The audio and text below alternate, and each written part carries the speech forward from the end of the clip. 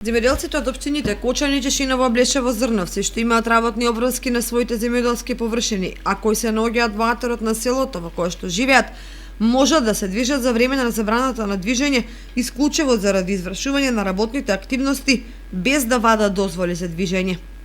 Земјоделците,